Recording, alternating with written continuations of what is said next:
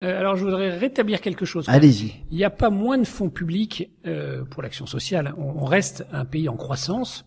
Alors, on est déprimé parce qu'on s'enrichit moins qu'avant. Mais on reste en croissance. Le budget de la sécurité sociale de 2016 est plus élevé que le budget de la sécurité sociale 2015.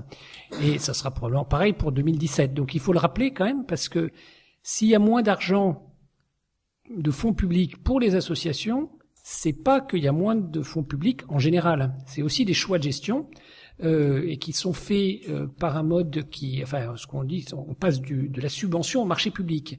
Et c'est pas uniquement anecdotique, c'est un choix aussi très important en matière de gestion. Alors d'une part, le marché public, ça veut dire que c'est plus forcément, c'est au plus offrant, au mieux offrant.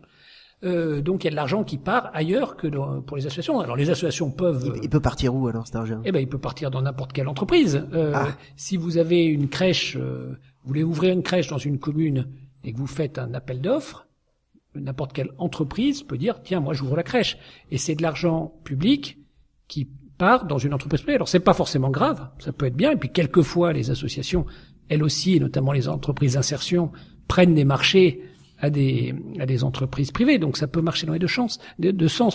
Mais il y a quand même un choix qui est de dire on attribue l'argent dans un cadre de concurrence, et c'est pas insignifiant sur ce que ça veut dire une association.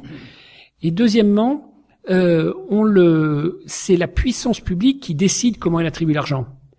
Et auparavant, et la richesse de la vie associative, et ça va peut-être être l'exemple qu'on va nous citer tout à l'heure, c'est qu'il y a eu une innovation depuis des siècles, et en tout cas ça a été structuré depuis le 19e siècle.